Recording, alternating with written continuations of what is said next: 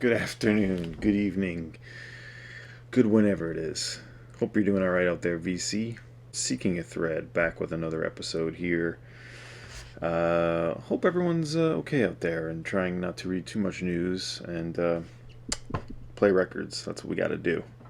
I just want to keep this going, bring a new video here where I'm just going to highlight some of the new things I've gotten and some stuff I'm listening to, because I'm working on some more elaborate videos, some more features, a real good psych video that I have some fun ideas about, and a couple of label features, origin story about vinyl, some stuff I got planned for these for my channel here, Seeking a Thread. But I am Dom, aka Dusty Visions, with the show Searching for a Thread. You can find the show information below. Thanks for everyone who's commented on the vinyl tag. That's been fun. It's been fun reading people's or seeing other people's contributions. That's been great. So let's jump into it. I just played this, just got this for Christmas. Sounds of Liberation. This is a reissue of a 1972, very rare, 500 pressed Philly sort of spiritual jazz record. Reissued last year on the Brewery Town Beats label. Actually, 2019 now. I like how they put the OB here, and you can still open the gatefold and it's attached in here. It makes it nice. You just kind of slide it out to read the liner notes there. Nice reissue by the Brewery Town Beats store and label. Originally on the Dogtown label out of Philly. And this is, yeah, a sick, very rare album, but beautiful. It doesn't really get crazy noisy or anything like that. Just a very nice, sort of serene, graceful. And Khan Jamal is the key player on this, as well as Bayard Lancaster. Khan Jamal is playing the vibes, and it brings everything gives everything a sort of glistening, sort of cosmic, sort of spacious sound. And I'm a huge fan of him because he did this record called the Khan Jamal Creative Arts Ensemble. I have two different versions of that, which I don't usually do, but I couldn't help getting. This is the first reissue on M Records, and this is the most recent reissue from a few years back that I think replicates the original Dogtown label. Yeah, these are incredible. It's sort of a live recording, and they have like a lot of reverb on the vibraphone, and it gives it like a really sort of, you know, spacey psychedelic sound to what's happening. And this album is fantastic. But this Sounds of Liberation, there's also an unreleased recordings album, which I do have. Check it out.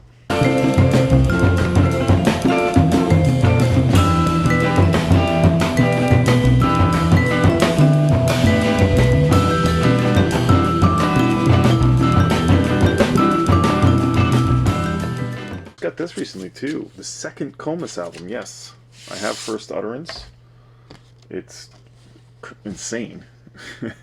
It's a folk album with just like primitive, almost like a noise rock sound to it. But this is their second album, and it's not quite as anarchic, we'll say, but equally, maybe not equally good, but some really interesting moments. I would call this progressive art folk-ish. This was originally on the Virgin label, 1974. I think First Utterance was 1972 on the Dawn label. I do have that reissue of that. I love this Virgin label. Super cool. So recommended. I wouldn't say that it's 10 out of 10 or anything, but there's a few duds, I would say, on this. But retains a really cool, interesting UK folk vibe. It doesn't sound like any other folk record I've heard. To Keep from Crying. Great title.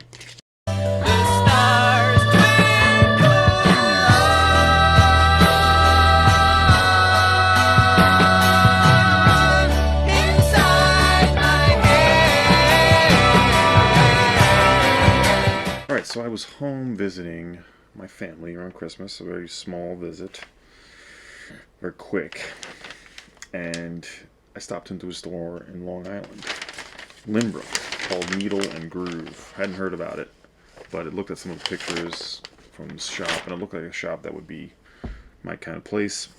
I work at the shop here in town, Angry Mom, so it's like, you know, I tend to sort of, especially during this pandemic, I've been pretty much sticking to working there, here and there. But I figured with my time, I had a quick moment, I hopped into the shop. It was small, very classic rock centered, but found a couple of good things. One of those situations where there was only like a couple of people in there, so I felt good about that. But it was one of those things where I was not seeing too much, and then I see one thing, I'm like, I think I kind of want that, and that sort of, sometimes that one is sort of like the icebreaker, and then you find like a bunch of things. Well, I didn't quite get that far, but I'll show you what I got. First mono clean press of Fifth Dimension, one of the Birds records I had a 70s press of, and I've been meaning to correct and get a proper early mono pressing, and I have. Very nice shape.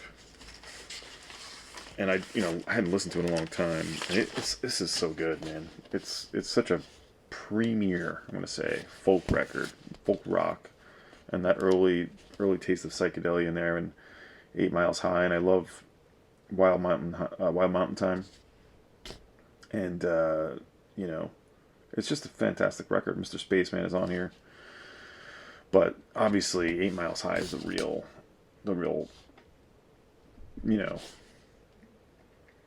it's what you pay your ticket for. Let's just put it that way. So I'm happy to have a nice clean copy of this, and I passed along my 70s reissue. So that story's finished, and I love the Birds. Here's one I know I'd seen someone show this. Lazarus. Really like a one-off hard rock album. It's on the little-known Amazon record. They had the Rugbies. Now, there may be like a member or two that's affiliated, but there's like no information about this group. I mean, obviously, look at that. Cover art's kind of bad, but in a good way, if you know what I mean. The record, we'll see if it sticks around. I don't know. I'm sort of in the middle of doing a potential purge, and that's what my psych video is going to be about. But this one had like a light prog vibe to it, pretty good vocals, good guitar sound, but don't know. I need one more listen to this to decide if I'm going to keep it around. We'll see. Lazarus, not bad. Like $20 on this, maybe more than I would have liked to have spent, but I spent a little more on this, but I've been looking for this one. It's the second Circus Maximus record, and I love the first one. Self-titled, I think it is, on Vanguard. Jerry Jeff Walker, of course. I believe that's him. We go on to fame as Mr. Bojangles, playing rhythm guitar, actually. But this is from '68, and Vanguard had some great releases, some great records on their label. They definitely were going for it, and this one's awesome. Prime Psych record. Lots of good organ in there, and I definitely dig it. Like I said, paid a little more than I wanted to, but it is clean. I think I paid like $35 on this one, but it's nice. And my other record, the first record, is not so nice, but I know I got that for like $5, so they average it out. This one I took a chance on because it was only, I saw this price sticker on $7.99, and I hadn't seen this before. There's the Garnet record on Columbia, which I didn't care for, but something about this one just spoke to me, and I like it. It's sort of like a sunshine vocal, sunshine pop, sort of easy breezy, good melodies. She's doing like, let's see, Mike Deasy's on here. Looks like Wrecking Crew. You got Don Randy, Van Dyke Parks is playing harpsichord. Yeah, that's it. Earl Palmer, but Mike Deasy guitar. Mr. Friar Tuck. But I believe she wrote all of these songs with the exception of Somewhere Over the Rainbow. And yeah, I think that's Paul Stuckey wrote, but mostly her songs on the old black RCA label, which I love. Maybe more of a $5 record, but I'm happy enough with it. Trying to see who produced this. Dave Hassinger, of course, is on the recorded it. Produced by Al Schmidt. Gail Garnet sings about flying and rainbows and love and other groovy things. Groovy. Who doesn't like groovy things? Now I must pay, you are gone now. You were my life's gone away. So that's all the stuff I got from Needle and Groove. Good shop. Check it out if you're in Lynbrook. Bunch of rare, you know, there's a couple, 2 bins full of stuff that was, you know, 60 and up, which I'm not shy from doing if it's right, but nothing was quite right for me. It was a little bit overpriced on those, but overall, good shop. We're taking tons of good $1 and $5 records, actually, which I didn't get to look through too much, but a lot of digging there. I mean, I don't anticipate finding many surprises, but you never know. Fun to dig. Here's a weird one that I got not too long ago that I've been meaning to talk about. This is a tough one to describe, but it's on the, speaking of Vanguard Apostolic imprint, which was only a few records on there. You had, let's see. It's funny how you forget things as you remembered them a minute ago. But a few records. You had Larry Coryell's, I think, first and second album on Vanguard Apostolic, and the Family Apostolic. This is a tough nut to crack. It's a duo, I guess, and it's called Boa Constrictor and A Natural Vine. And it's sort of got a blues thing going on, but then like sort of loose fringe, sort of noodling, and it kind of reminds me of the Bruce Palmer record also on Vanguard. Bruce Palmer, the Buffalo Springfield, which is The Cycle is Complete. Kind of reminds me a bit of that. Sort of it doesn't really stick to any one feeling. Sort of like an avant-garde rock album, but with a blues thing happening. On the this is the Vanguard Apostolic specific label, and it's in Nightshape. And I got a good offer on this one. So I'm gonna do some needle drops, by the way, too. I'm gonna drop some sounds in on this video. It's gonna take me a little longer to do, but people demand it. Boa, so new to me I can't remember. Boa Constrictor and A Natural Vine on Vanguard Apostolic. I think this is 69. And to let it slip.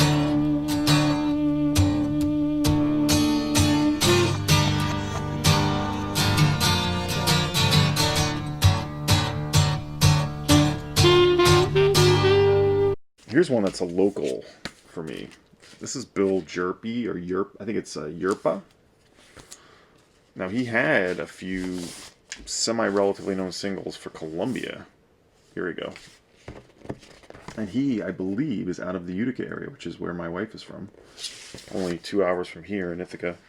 But this is a great outsider, sort of folky, somewhat rock, sort of lo-fi. They recorded it in a hotel room. They reproduced the original label rather nicely. The originals are $200-300. There's some people trying to get like 800 pounds right now for an original. I would love to find one. I have a feeling it's possible, based on being, you know, in the region where it was made. But this reissue you could get for $20 to $25, and I definitely recommend this. This is great. Sort of got the downer vibes, but going for some interesting arrangements on it. Sort of assuming the Dylan role there. Nice reissue. Another day goes down, and let those precious hours fly. Now there's a world. All right, the next one, Holy Grail time. I'd had an original 3 or 4 years ago. I have the second album. It's on Tower, and I had an original 3 or 4 years ago it was basically fit the grade of what was being billed to me as, but it was slightly less so, and it was just too noisy, and it's hard to find this album in Nightshape, and I finally did and got a good price. It's the first Chocolate Watch Band, and they got this one in a resealable sleeve. This sleeve is beautiful. You know, I almost was like, wow, that is so clean. Is it real? Oh, it's real. Thick stock and everything. This is a stereo press, and the record, I would call this excellent or VG++. It's beautiful. It sounds great. It's such a prime garage psych record for the era. You know, vocalist, who was the vocalist on this? But he was definitely going for like a Mick Jagger vibe to it. He had a certain Mick Jagger sort of approach in his vocal style, but it's got that garage punk sound that there's just wasn't much of it at the time. And this LP is, I've been after for a long time. I've had the second one for, I don't know, 6-7 years now, and that one's great. It has that Kinks cover on there. It's got the Dylan cover on there. And it has it's sort of surprising in what it does. There's some sort of experiments on it, but this is just like punch after punch after punch. No Way Out on Tower, 67. So thrilled to have it. Here's one that first 1, 2, 3 times I heard it, I was like, I don't get this record. I don't get why people love it. And then I heard it again, and something about the story. No one's heard about this guy since. It's sort of an obscure, another Vanguard record. I got a lot of Vanguard in my pile tonight. It's Harumi, and it's Japanese songwriter, I suppose, with mixed band, and it's a double album, and that's where this one is sort of unique for its time. It's got two sides of just sort of free thought, or forecast. Free thought sort of jamming. The thing that maybe initially did, and this has got the auto coupled side, 1, 4, 2, 3. The thing that lost me initially about it is the horns that are on the first side. Beautiful art though. And this is a pretty nice cover. Pretty good shape. Got a, this popped into my local shop. So I gave it another shot, and it's good. It's good. It's not top rate psych for me, but I'm happy with it. And I do actually like those jammy things where Harumi is sort of waxing poetic, or whatever you want to call it. The first side's good. It's just those horns do take away from me a little bit. Horns in psych can be a problem. But this is a good one. I mean, I'm going to probably pluck some tracks off this for my radio show. And I do dig the artwork. Harumi, I think it was 68. Double album. This was Fallers. Maybe Jerry. No, it's Falwell. Faller. Great cheapie. Great to find good cheapies. The Fireballs. And I believe Mr. Psychedelic showed this, and I was like, I gotta give that record a chance. I should give it a chance, because I know it's like a $5 record, and this was $4. It's got a seam split on top. But it is, otherwise, it's kind of presentable. And it's a nice little white label promo. And this is like, it's like orchestrated psych pop sort of sounds. I wouldn't call it psych even, but like the songs are catchy. They wrote good melodies and things. And yeah, it had like a real produced sort of like, like you could tell they put a lot into the arrangements on it. And solid. I also ended up getting the other one, the Bottle of Wine. I think it's Bottle of Wine, is that what it is? But this is 69 on Atco. And yeah, you had different songwriters to this, or different vocalists. So what is the deal? Buffy St. Marie. I think it's just different songwriters. Yeah, different songwriters. Alan Toussaint, Felix Cavalier, Mark Lindsay, and Paul Revere. So different songs. But Norman Petty recorded and produced this for you in Atco Records. And from the people who took your money for this. But a good, if you see this one for $5 or less, snag it. I feel like I'm dying. I wished I was dead. If I live till tomorrow, that'll be a long, long time.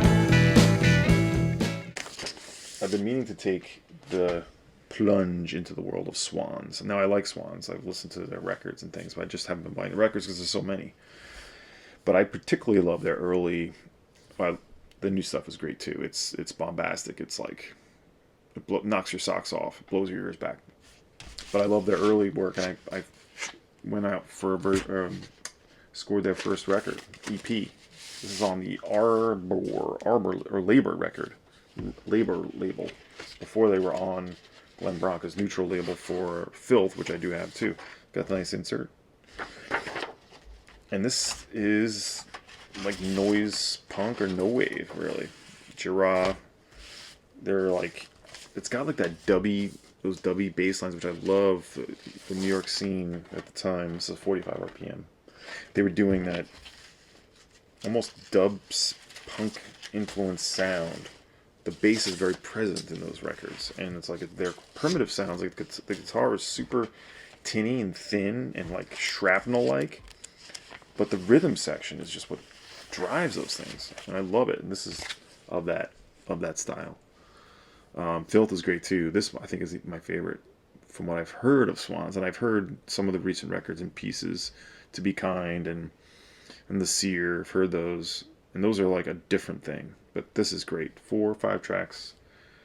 First EP by Swans. I think it was 83. 2 more actually. 1 big one, 1 small one. Big one coming up.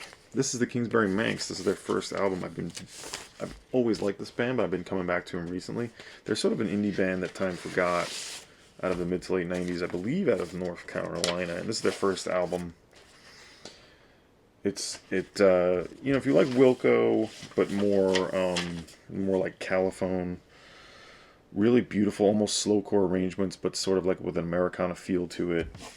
Great songwriters. I first saw them open up for Modest Mouse before Modest Mouse got huge. It was right when they were about to release their major label debut.